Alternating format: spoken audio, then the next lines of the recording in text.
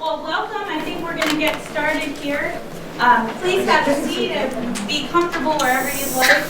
I'm Diane Boyd, I'm the director of the Video Center, and it's a joy to have a co-sponsored program here with the Professional Development Seminars. This is, as you all know, Dr. Lorraine Wolf, Professor of Geophysics and Director of Undergraduate Research at Auburn. So we're excited about hearing a little bit more about our colleagues' work and having some time to start brainstorming ourselves. So take it away.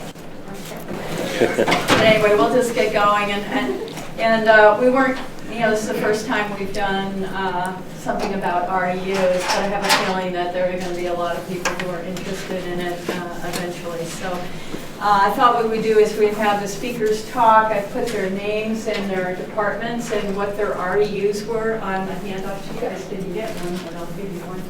And at the bottom of the page, I put the website address for the program information for the NSF program. Alan Wilson currently is positioned for the NSF, and after we hear about the different REUs and the do's and the don'ts and what kinds of things you need to think about before you plan one, then at the end, if you have questions specifically about NSF and NSF programs or the REU program, maybe Alan can answer those from a broader perspective than the other people. But I think they all probably have some similar experiences and maybe some experiences that are different. So I don't know who I have first. I guess Sushil, I had you first on the agenda, so if you want to start. Okay, thank you, Lauren, and I would like to thank you, you and Dinah for hosting this one, because I think if you look into the Auburn University and the scale of the university, in my opinion, that there are very few RU program ongoing. I mean, the size like Auburn should have several RU programs that should have been going on, but we don't have that many.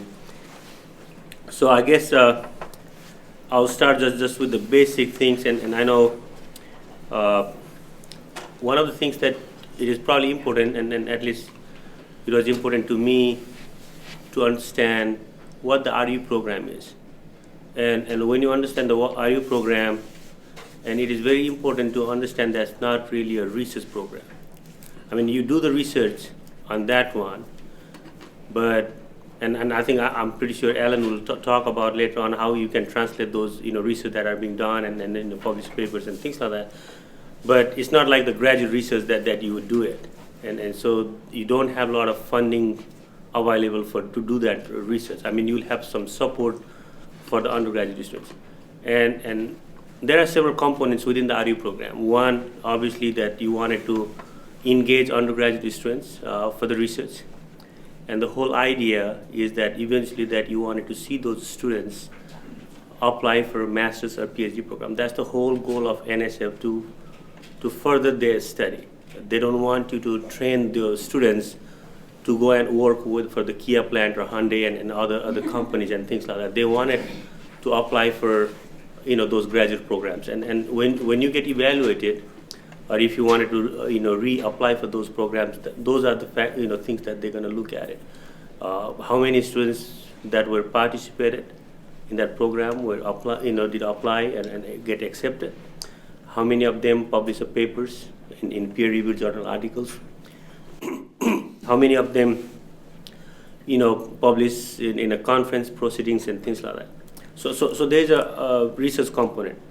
But on top of that one, there are a lot of time-taking activities that are involved, because when you bring kids, 10 kids from different places at Auburn, and you have to engage them, not just between 8 to 5, because they'll be spending most of the time in the lab working with some faculty members, but how are you going to make sure that they spend a good quality time on weekends as well? And when you have a long weekends, how are you going to deal with those and things like that, because you have some family commitment and things like that. So you are actively engaging those students for 10 weeks or 8 weeks, depending upon the length of the program that you have.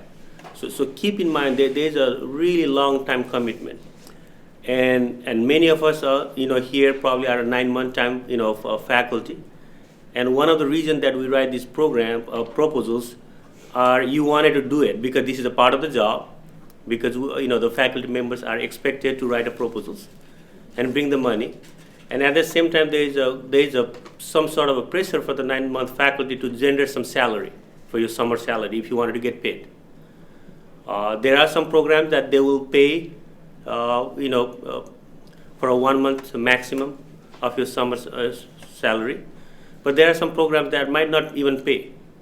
So are you really wanting to take this up? Because otherwise you would be working on something else, or maybe writing a research proposals where you can probably put 1 month or 2 months of your time there, and you get paid. So you have to think about it. So you have to have a lot of those professional development activity, and all of us have the website. You can go and look it into those website and understand the details of professional development activities that we do it. Typically, just to give an example, how do you write your resume? How do you do literature review? How do you file a patent and things like that? Those are the fairly common professional development activities. But in my program, I think we did something different than rest of the AREU programs here on campus or in the country, that we invited Writing Center to teach our students how do you communicate effectively to the public. Eventually, that the money that we are getting through the NSF is being paid by the tax dollars money. And so the students who are doing the good science should be able to communicate with their parents or their friends, their siblings, on what the research that they are doing it. So if they cannot communicate or convince or make wow to their colleagues and their parents, so there is not really a good utilize of the fund that we are getting it. So we invited Dr. Margaret Marshall and her team, and so they're part of my program there. Again, all the details are in the website, and those of you who are interested, you can contact me, and then we can probably talk more. I know we have a sort of a limitations on the how much time we spend for the first round, and other social activities that you have, going to the movie theater, bowling, and things like that. And do you have a personality of doing those kind of activities? Because some people are not really comfortable going to the movie theater with undergraduate students. Do you enjoy doing that one? And maybe can you bring your wife, or can you bring your kids, and things like that, when you go and do those kind of activities. So think about it, and whether you really want to do it. I get paid for a month of summer salary for this doing this particular program, but I spent 3 months. So either I'm just serving it because I like doing it, what I'm doing it, or maybe I'm impacting some other research programs that I was supposed to be doing it, right? And so think about on that one. I'll leave some of other points to talk to my colleagues, but one thing that I wanted to think about it, at least share to you guys. So it's a lot of time commitment, as I mentioned. There are a lot of things, routine things that we do, all of our programs do.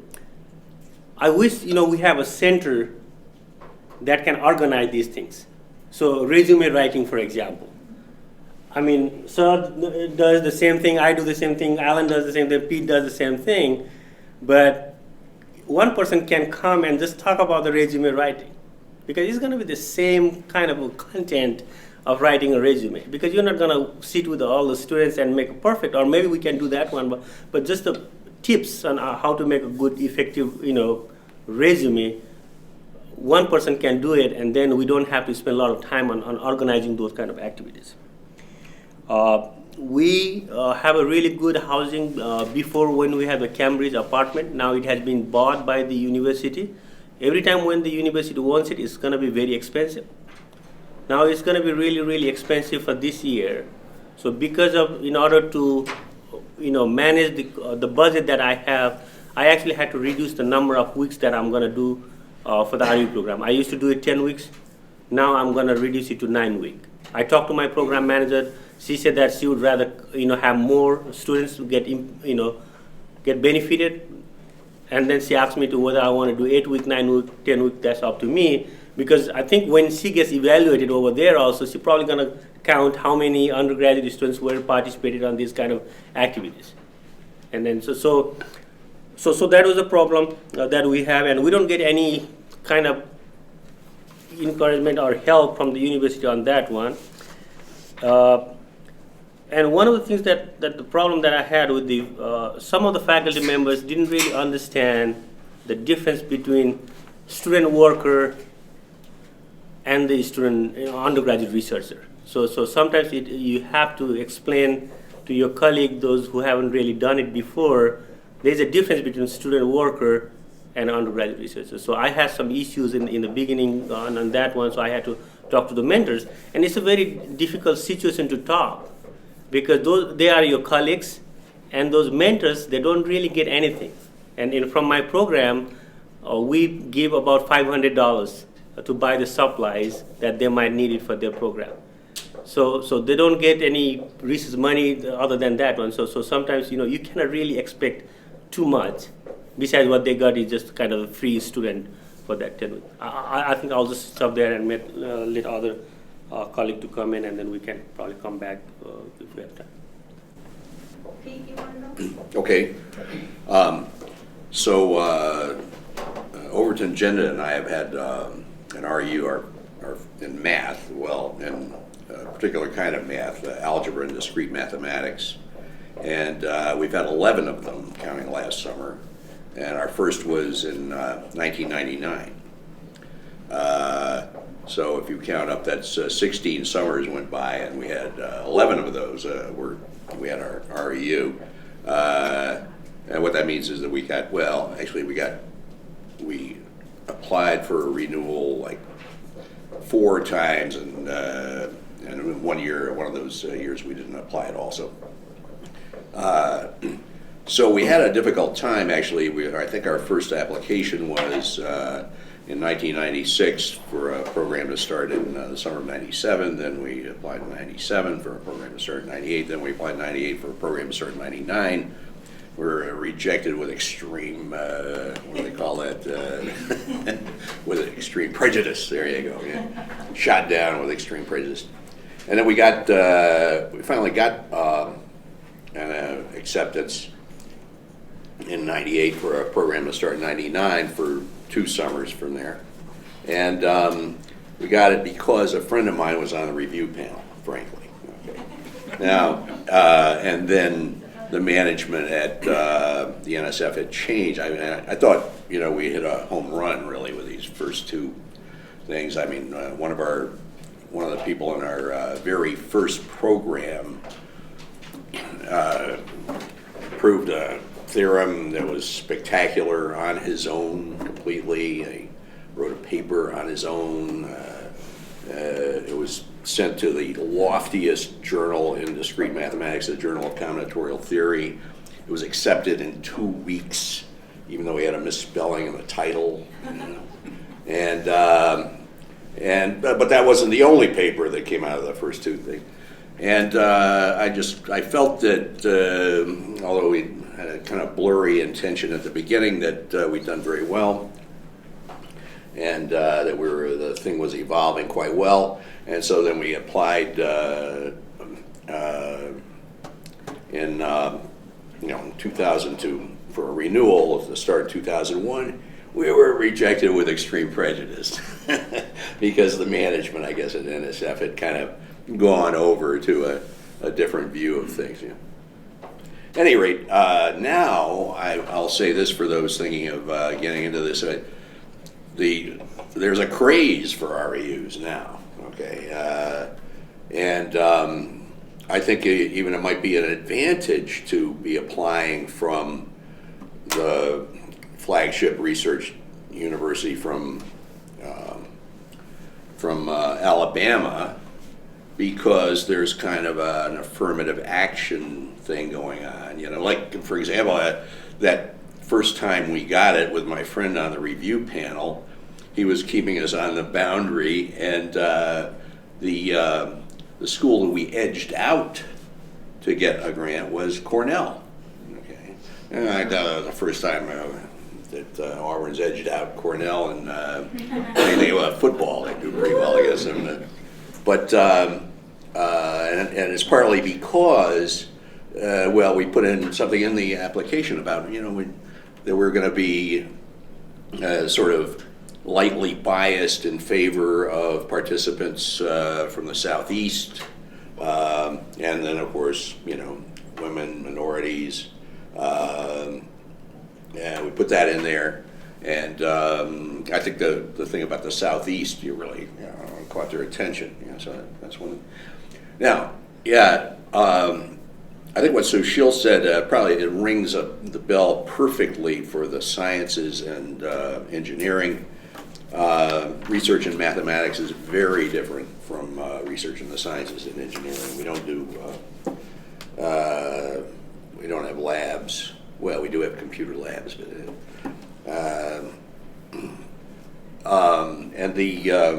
and actually we're shooting for more like a society of equals. That is to say, we're not the big professors kind of overseeing you and guiding you.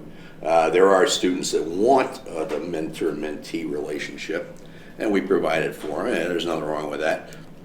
But ultimately, if you want a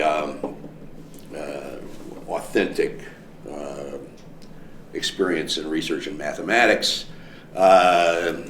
no, you're not being guided, you're not being led. You're confronting the things with just on an equal footing. Obviously, Overton and I and the faculty members that have generously donated their time to speaking to these students, presenting problems and showing them beautiful proofs and stuff, know a lot more than the students. But frankly, we've had from time to time, like last summer, for example, we've had people who were. Last summer we had this guy who just finished his freshman year from Florida. This guy was a genuine prodigy. I mean, he was, outside of a couple of people in our department, probably the best mathematician ever set foot in Alabama. I mean, it was unbelievable, really. To tell you the truth, and that's the way it is. Now, I must say, though, in the sciences, I don't see how it could be that way. So if you're thinking of having an RU in physics or something like that, why? Yeah, listen to Sushil, don't listen to me. Okay. However, you might want to listen to this. It is true that the NSF, they want to produce people that will go to graduate school in the REU, in the area of the REU that they attend. And from the beginning, Overton and I, our view is that by providing them with an authentic research experience, we are, because math especially is widely misunderstood outside of math, even by people who are math majors, even people who are math majors when they come to the REU, they don't really know, a lot of them, most of them, don't really know what research in math is like. So Overton and I, our view has always been that if we give them an authentic research experience, they will be able to decide for themselves whether or not they want to do this. They want to go and do research in math. Okay, and I think we've had we had a very smart in the 2000 REU. Is very smart girl, just finished her freshman year at Caltech, and they don't let you into Caltech unless you're a super nerd, I mean it's and she was smart as the dickens, but I think she, from the experience, she decided that she really didn't want to do research in math. She went to graduate school in biostatistics, as it turned out. It's a math-like thing, and mathematical science, but it's not really math. We from the first year we had another girl who was interested enough in math so that she also had one of those Budapest semesters. You pay $5,000 and you go over having they don't accept you unless you're pretty good, and but then she. Eventually became a doctor. I mean, not a doctor like I'm a doctor, but an MD, We had another guy that was really one of the strongest of the people that we've had, and he was planning to go to graduate school, but then something, I don't know, turned around, and the last I heard he was a sculptor in Tokyo, you know.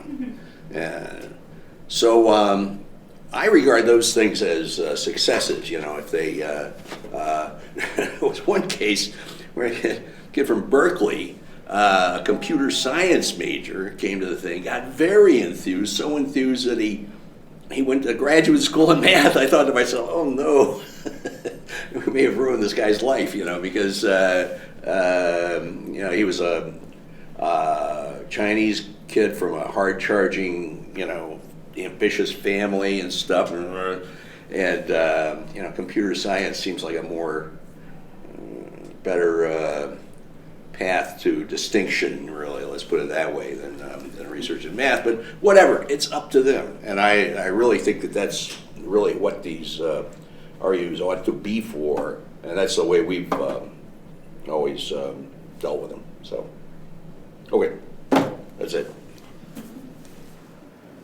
So if I can just piggyback on what you're saying is one measure of success is that students would know the field well enough as a result of their interaction that they would know that it wasn't for them. That's right. That's right. I would now. There's no way to get the. As a matter of fact, we've had a little more than half of our participants gone on to graduate school in mathematics.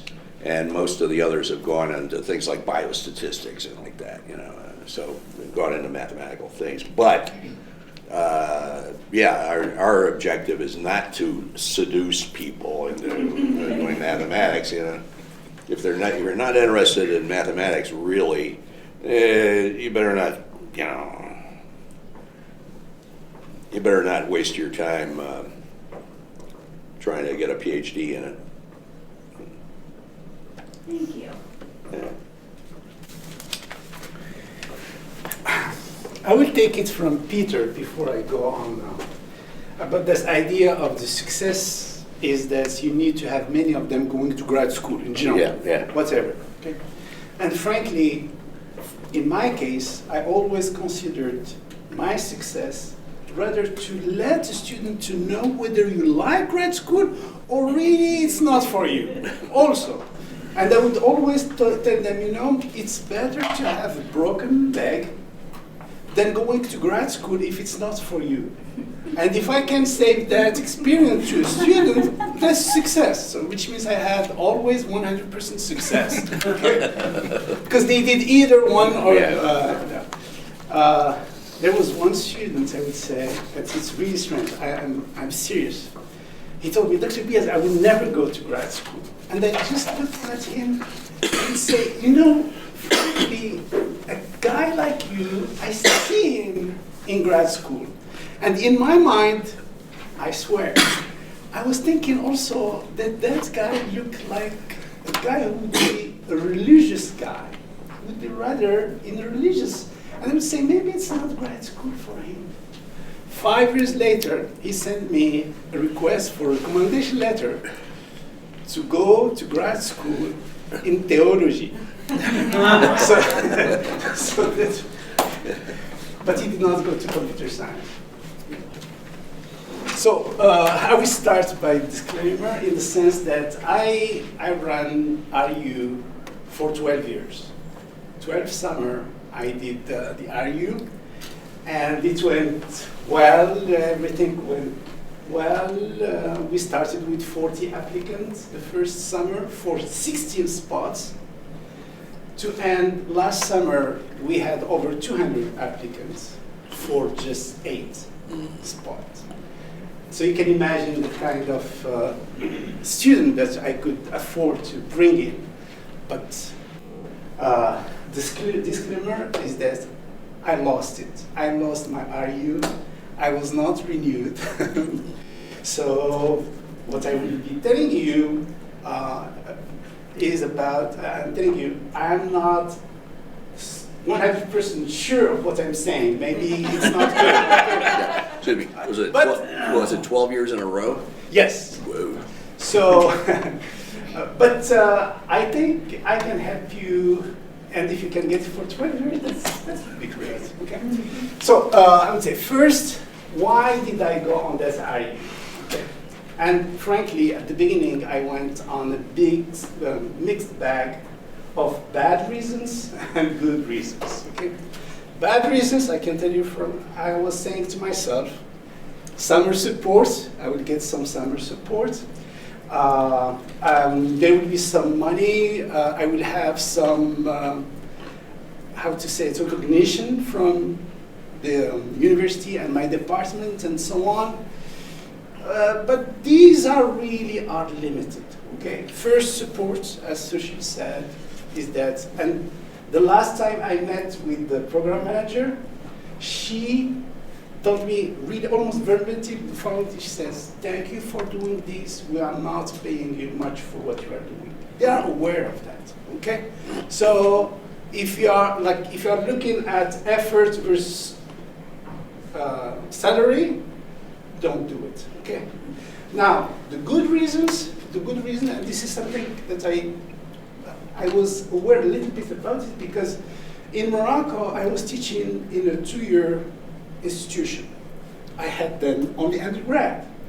And with them, for example, in 1991, with those undergraduate students, we made computers communicate wirelessly at the time where even when I went in 95 to Texas A&M, I did not see PCs communicating wireless, but we were doing that in 91 with undergraduate students. So there was a lot of fun behind that. So I would say if you are thinking about undergraduate students as resources for you, do it. If you are thinking about really doing research with them, do it. But if you are thinking about a kind, as Sushil say, somewhat student worker, like in biology, I bring students just to wash those dishes and things like that. If I'm thinking that, don't do it. Okay. Rather, if you are looking at them as resources, and this is really something that I learned, in fact, through experience, and of course through the experience of someone in the family who was in the domain of consulting, and he was well known in his, everywhere he could, and he has his own daughter who was in consulting. And she came to him and she said, "Dad, I want an internship." And here's what he told me. He told me I could take the phone and call anybody, and she can get an internship. But that guy would be giving me a favor, and she would sit on a desk not doing anything. She needs to find someone who needs her. So I told her, go find someone who would need you. And that's exactly the same thing. If you need undergrad students, then do the AREU students. That's, I would say, one of the key things I learned about these things and why I would be doing AREU site. I would say some critical, because I did not want to repeat what Sushil said, so I am filtering while talking.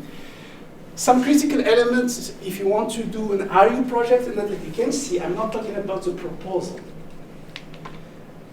Because what I mean by that, sometimes we propose. I'm talking about you want really to build a project. And if you are true to yourself to build a project, then your proposal will be successful. Don't try to say, let me fake it until I do it, okay? Not just if you can do the project, do it. First, I would say you need really a team, okay? And that means some subjects on which you will be working such that you can attract students. You have to think from NSF point of view. They will be giving some money, and what they want many students applying to you such that you can select the best students. So if you have a team that is strange, it doesn't bring anything to students, will you be attracting? Okay? So it has to be focused, it has to be cool, it has to be cutting edge. Okay? If you are writing something that even undergrad students in the major do not understand, that would be hard to attract them, okay? The second thing, I already talked about this really, if you don't believe that undergrad can do something for you, again, don't do it. For sure, I had many students who came to our AREU and so on, and they behave like an internship, okay? They are just in an internship, they're just doing that, and you can feel it almost within 1 week, okay? And you don't insist too much, okay? But there are others, they are really into that, okay? And this is what our payout, okay? And so if you are believing that, so don't do it. Logistics, okay? The idea is that the student should not think about anything but research. Meaning you have to take everything from the housing, all what, like as Sushi said, their weekend, everything should be really set, okay? You cannot afford, oh, you come, I went to the restaurant, my card meal does not work, okay? And you have to be ready to everything such that it should be so. It should not be something that takes 3 days, okay? And believe me, there are some cases where really you have, give you 2 cases, quick. Student comes and say, my meal card starts with 666. That's the sign of the devil. I cannot use this card. And you need the lunch for that guy, okay? So you need to make that lunch happen, okay? Second one, we were with Cambridge, okay? For 3 years I did this with Cambridge, okay? And for Cambridge, remember Alan was with us, it took us 3 months to get Cambridge accepted by Auburn to use as housing, okay? There were 3 times inspections from the fire department and things like that to get to that. But here is the last one. So you think that you thought about everything, okay? This summer, the day the students are coming, the day they are coming, Auburn University says, Auburn is taking over Cambridge. That day will be the transition. There will be not the personnel of Cambridge. There will be not the personnel of Auburn. Who will be there? I am the janitor. So these are the kinds. Wow. And so you have to make it happen all the time. And this should show on your proposal that you really master that aspect. Okay. Make sure that we, the staff, the faculty, will have some support for what you plan to do, okay? And I was lucky, really, I had that from people from us, and I was able, in fact, to get money for them in my, so I paid them in summer, because that's extra load for them. I was able to get some money from my staff, and they were flying just like this. Whenever I need something or I need something, they are doing it. Expect even, I had 2 years ago, parents call me and say, this is the first time my son is away from me. Can you give him a hug? That's his birthday. But I'm not a huggy person. So since then, I am putting like a birthday cake for all students who are doing, and that's just a thing that makes a big difference. But these kind of things you have to. And the staff was doing that small birthday party or things like that. You need a schedule. It does not work only during the summer. You have to start in October. In Auburn, you have to go and reserve the housing. There are some forms that you have to fill and everything. So there are many things to be done ahead of time. And my advice to you is really in your proposal, what you should do is that you say, it does not cost me anything. I already started doing those steps for the coming summer, in case I get funding from you. And I would even, if I am able, if you want to impress the panel, put a website and so on and say, I already put out that I'm looking for AREU students. And I will put big contingent of funding, okay? Because just put yourself, your program manager, and you get the decision about December, hey, December to summer, how do you bring students and so on, put the website and everything. If you have everything already there, I bet that will impress the panel, okay? I would say these are key things. Now, a mother's prayer, I will tell you what I mean by that. As I told you, after 12 years, we had a great summer at the AREU site. I'm telling you, 200 applicants. So everything was going just fine, okay? And that was a big struggle. How can we lose that, okay? So here's what I can tell you. The mother's prayer, what you need, let's say, is this. That was from an old book about a guy named Leon the African.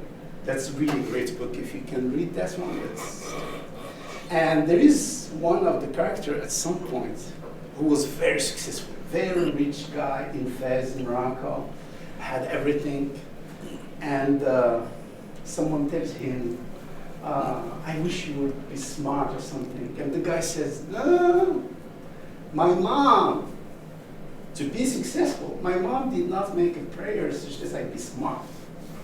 My mom made the prayer that I would be lucky to have smart people work for me.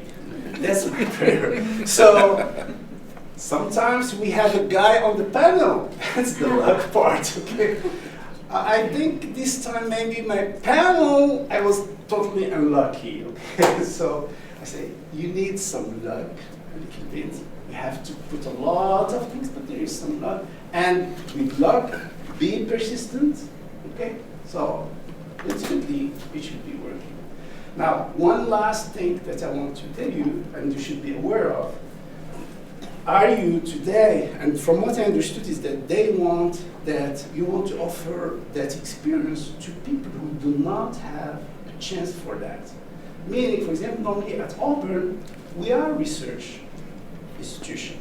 So normally, we should not say, I'm doing an AREU for my students. No, you should target 2-year colleges or 4-year colleges where there is no research. And normally, from my understanding, from the Congress and so on, I heard that now they want you to have at least 50% from this kind of either minority institution or places where they don't have a chance to have research. Okay? Auburn, frankly, served, I would say, this program faithfully in the sense that over the 12 years, we had only 20% of Auburn students in our site. While Auburn is always, NSF is always begging people saying, please, can you have at least 50% out of your institution? In our case, we had 80% out.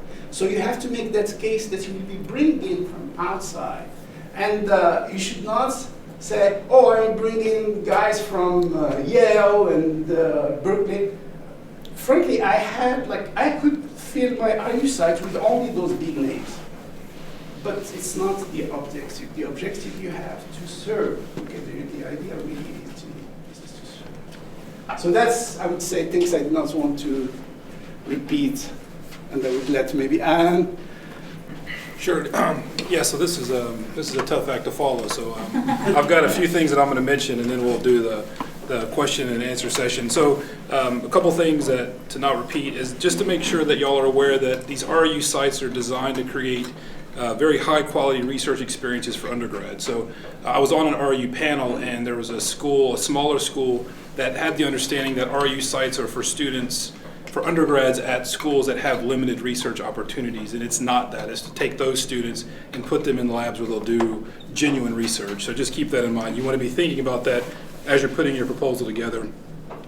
I have a couple of things I want to mention, and again, just to reiterate what some folks have said. So some of the cons to the AREU program, and again, this is going to contrast a little bit with what Sushil said, is I thought that Cambridge was probably the worst thing about our REU program. And we really struggled. We had issues with the management. We had issues that at one point in the summer, the air conditioner stopped working and there are no windows that open. And so it was literally over 100 degrees inside. So my students were sleeping out near the pool. And so I'm actually thankful to think that Auburn has taken over that facility, although I guess it's more expensive now. So the NSF will support it. So just find out what the cost is and put it in there. NSF will pay for it.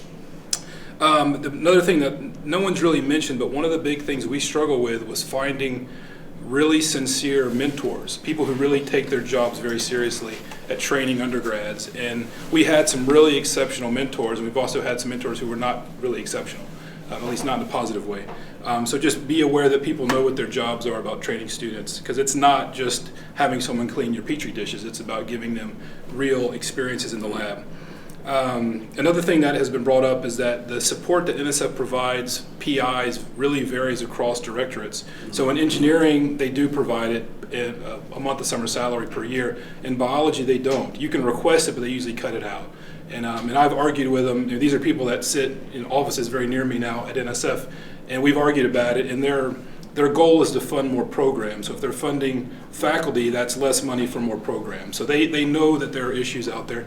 I think, again, I don't want to speak for those folks necessarily, but I think they think institutions should be putting more funds into the program. So if NSF invests all this money, the university should cough up some money too. I think that's the way they think about it. So, but I would still, and actually something related to this, something I've encouraged everyone that I've talked to about REU programs is to go to your administrators and ask for support before you write your proposal, before you start writing your proposal. See if you can get support in your department, at your college, maybe at the university. Just see if anyone's willing to leverage the funds from NSF, because there are some indirects. It's not a lot. I think it's 25% of the participant costs.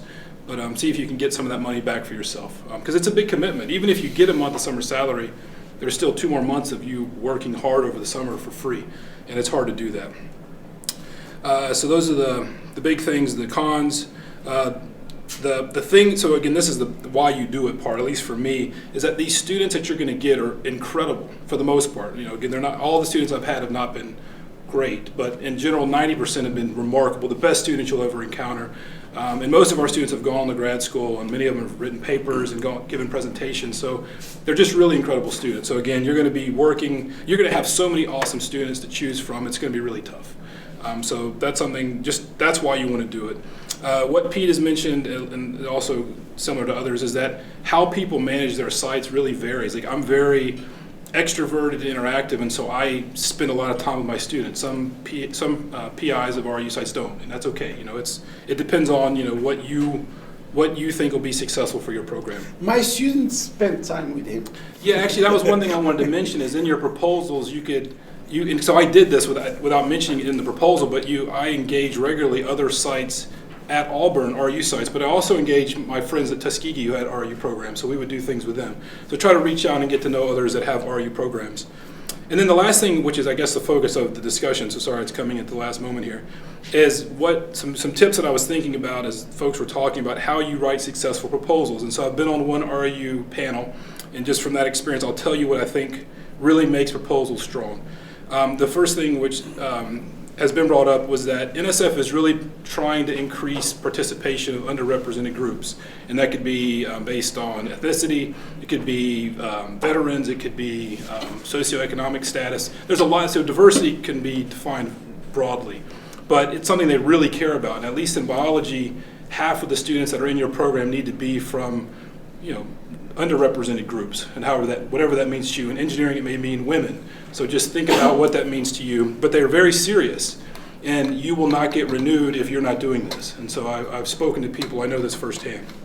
So it's something that when you write your proposal, be very clear how you're going to recruit these students. Have letters of support from people that you know at schools that you can target to try to help you make sure that you're going to reach these minimums of what the expectations are.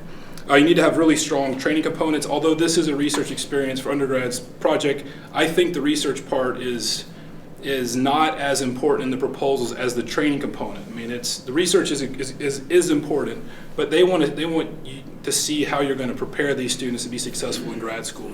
And so to me, I think that's more important. Another thing is the products, and again, products vary. In some cases, going to grad school is a big deal. Publications, presentations, awards, anything you can think of that you can create a table, and I've seen this before. It's really powerful to have your mentors lined up and then showing how many students they've trained from different groups, how many students of theirs have gotten papers, and try to think of simple metrics that you can have to show we're going to be very successful. You're going to give us money, and we're going to do what we tell you we're going to do, because we've done it in the past. And I think that's it right now. Thank you. Well, I just want to say a couple things. All of you are in different maybe stages of thinking about REUs, or maybe you're not going to think about them anymore after our presentation, but you're at different stages. Maybe some of you are ready to hit the submit button, and others are just here to kind of find out more about it. So given that, please ask our panelists whatever questions come to your mind in terms of what you need to know. Okay, can I maybe add one point and maybe let the audience ask the questions? When I wrote my proposal, Alan already had it, his proposal. So I was thinking for almost 2 years, but and one thing that you wanted to think about it is why Auburn should be proposing the particular theme that Saad was talking about is Auburn is the best.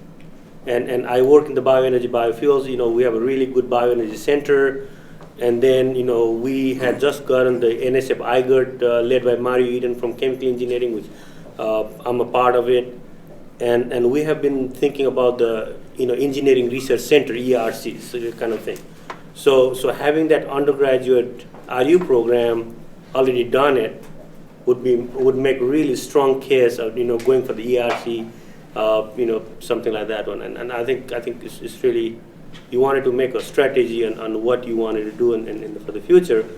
And talking to Alan helped me a lot on all the steps and understanding what exactly it takes to have a good success proposal. So I think before even you start, if you find out the colleague, or at least four of us right now, come and talk to us, and then we can probably share the experience that we had.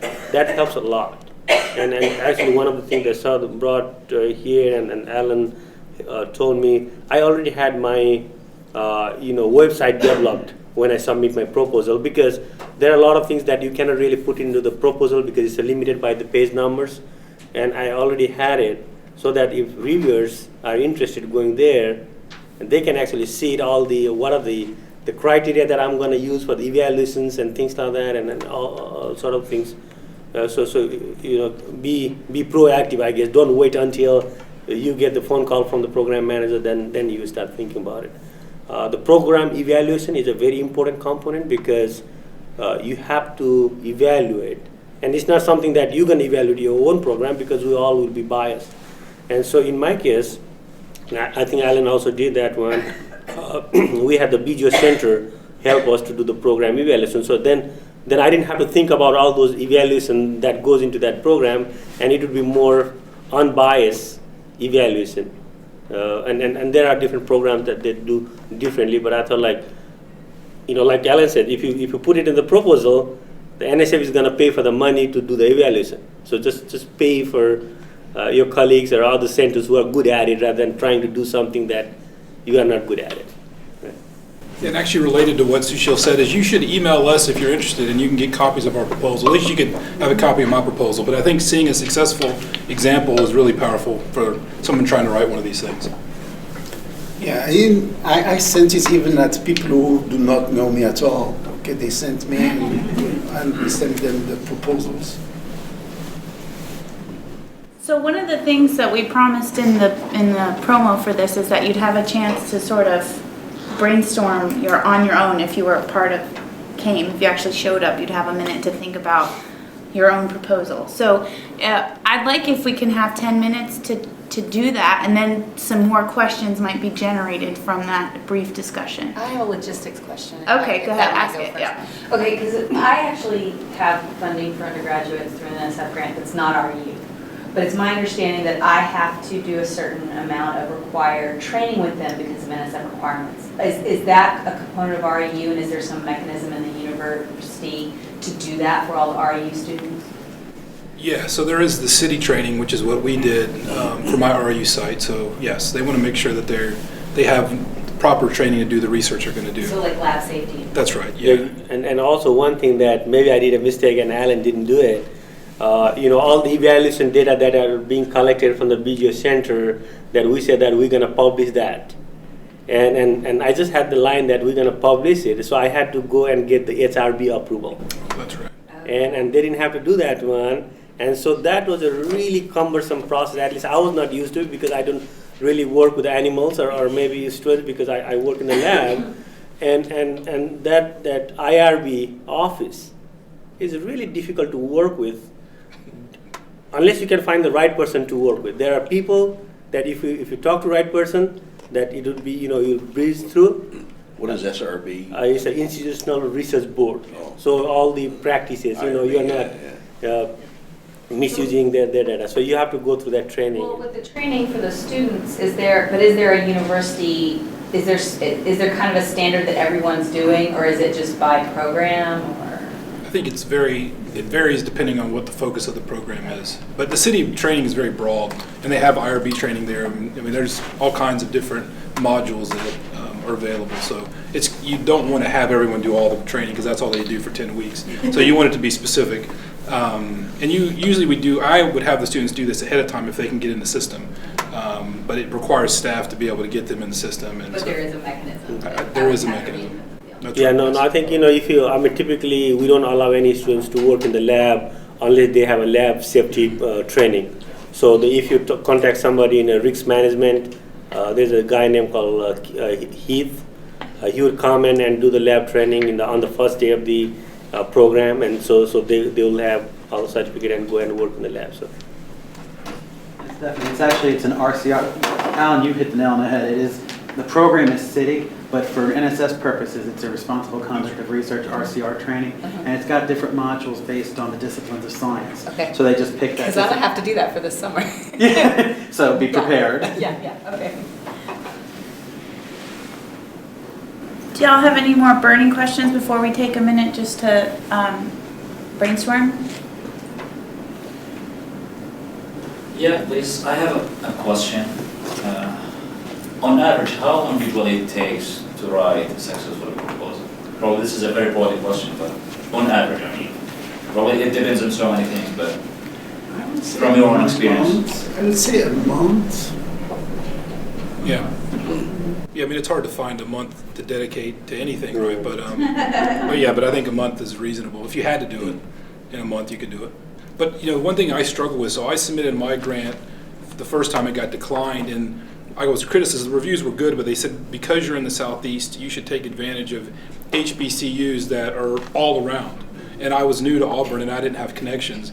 And I'll tell you, reaching out to folks at HBCUs was really, it was challenging. Because apparently they get lots of emails from Alan Wilson at Auburn University, and they're just easy to delete those emails. So I'll tell you, I met my friend Olga from Tuskegee at an REU workshop. I was late to dinner, and I ran in and I grabbed the first seat, and here my friend is, my soon-to-be good friend, sitting right next to me, and she's from Tuskegee, and I just fell in love with her. I was like, I've been waiting to meet you. And I just saw her in DC. We just had dinner last week. So it's so try to make these connections earliest, and they should be, and just to be clear, they should be genuine connections. It's not to try to leverage opportunities for Auburn. It should be something that benefits both. And so Olga and I will write proposals where we'll help each other out. So I'll try to do things to help her and vice versa. But you want to try to find opportunities where you can do that.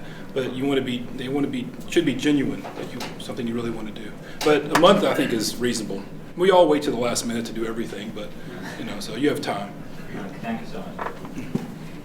But I think that's a kind of challenging problem that I had with HBCU students. Although my focus was, all the 4 years institutes, the community colleges and things like that. But it's really hard to get the application from those typical, those 4 years or 2 year institutes. And although I would like to have more HBCU students, I didn't get that many applications. I would get a lot of female students, for the minority, for the engineering, that's fine. But I didn't get a lot of students from, minority Hispanic community or maybe from African American. So one thing that I found that's been, I think, somewhat successful is and this is an idea I got from the program manager at NSF, Sally O'Connor, and she's in the bio program, is instead of sending emails or sending flyers, and we all do this to try to advertise your program, it's so much more meaningful to go there and meet people in person. And I'll tell you that my experience has varied from not great to incredible. And so what I would try to do if I'm traveling somewhere, I'll try to find schools on the way that I can arrange to go give a talk on the way. And it may take 20 minutes, it may take an hour or 2 hours. And the people in the room, it may be 2, it may be 100. And so you wouldn't want to necessarily drive 6 hours to Charlotte, North Carolina to talk to 2 people who aren't interested, right? But if you're already kind of heading that way, it's really meaningful. And then there's, again, people that I met doing this are my friends now, and I see at meetings and things. So it's more meaningful, but it takes more work, it takes more time, it takes more money. But making those personal connections has been really valuable for me. And so I get a lot of applications from HBCUs. The problem is trying to find the right fit, because a lot of students, in general, they want to go to med school, or they want to go to dental school, or go to vet school, who applied to my program, and I don't want to train those students. I want to train, mine was in ecology, I want to train ecologists, and so trying to satisfy NSF with the kinds of students that you want, I mean, it's not easy, so, prepare, I mean, it's hard work. I mean, these programs are hard work. Now, have you had, since you've been at NSF, have you had any experience with the AREU supplements? Yeah, so you have one, right? I'm sorry, I don't remember your name. But I don't actually have a supplement, but we've talked about doing one next year. I Okay. just happen to already have funding for undergrads because I come from an undergrad institution. Oh, I see, okay. Yeah, so there's 2 mechanisms for funding for AREU. So basically if you have an NSF grant, you can request money, usually $7,000 to train a student over the summer. So it's an AREU student that will work on your project with you over the summer. At least in my directorate, you can request, if you can bring in an underrepresented student, you can actually get 2 AREU students. And so, but again, that may be unique to my program. And so that's different. So it's small money, but it's for 1 or 2 students potentially, and they would work with you. The AREU sites, which is what we're talking about, this is where you train a cohort. And they're very different. The dynamics are different, the workload is different. It's a lot harder to manage 10 students versus 1 or 2 students. And also, if you have 10 students, you're not going to train all those students yourself, right? You're going to have your team of faculty mentors that you're relying on to help do some of that mentoring.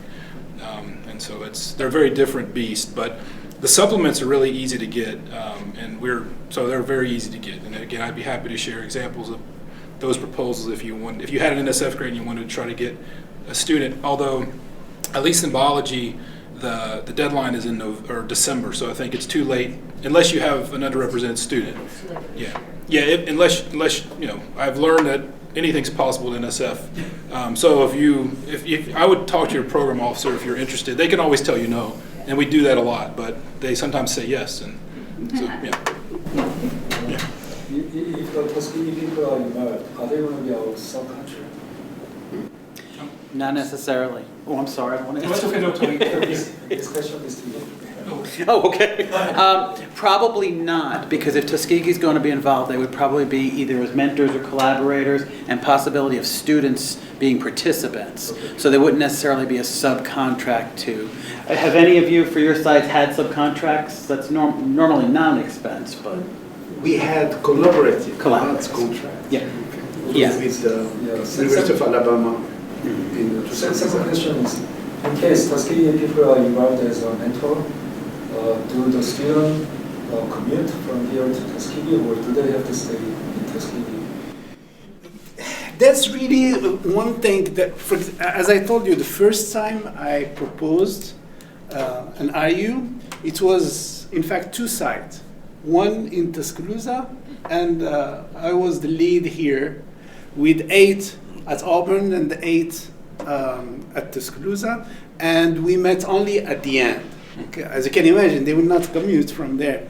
Now, in Tuskegee, like if you have something with Tuskegee, it's up to you to find something that would be reasonable, that makes sense. where they should be or where they will be living and everything. You have to make it something reasonable. Yeah. Yeah, you could do it. So I tried. But- I tried the same thing, trying to get a collaborative with Michigan State and Auburn, and they said the distance was too far. Although we were going to use distance technology, they just didn't buy it. But Tuskegee's close. I mean, it's relatively close. And so I think if you had a good idea, you had a good team down there, I could easily see having a proposal that'd be successful, linking both universities, and they would just be it'd be a collaborative REU. There actually are quite a few Tuskegee students that are living in Auburn and commuting to Tuskegee every day. Yeah, so we should provide transportation.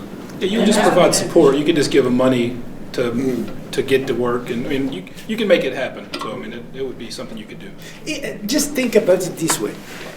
If it is reasonable and useful, let's do it, okay? Because people who are reviewing most of the time are smart people, and if there is something fishy, I'm not talking about you. People will feel it, right? Yeah. While if you see there is something it is really needed and so on, they would support you. Yeah, so on one of the panels I was on, it was really a powerful opportunity to hear how open-minded NSF is. And there was a proposal from an area that has a lot of Native American students, and a lot of the students they get to apply are usually, they usually have families. And so some of the budgeting for those proposals was for family housing. So not to have a person share a dorm room with another REU student, but to find housing that would accommodate a spouse and child. And so, I mean, again, NSF is, you can, I mean, there's limitations, but they're very open-minded. They want to create opportunities. And so, again, I wouldn't be bashful about connecting with people at Tuskegee. I think it's a good idea.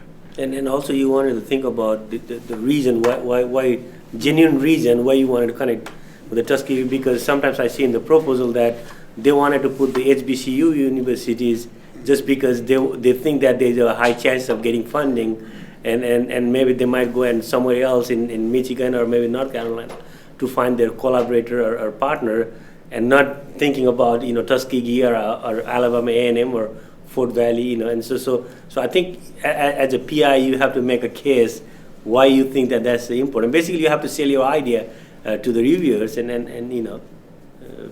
again, if there's a value to that one, I think they'll like it.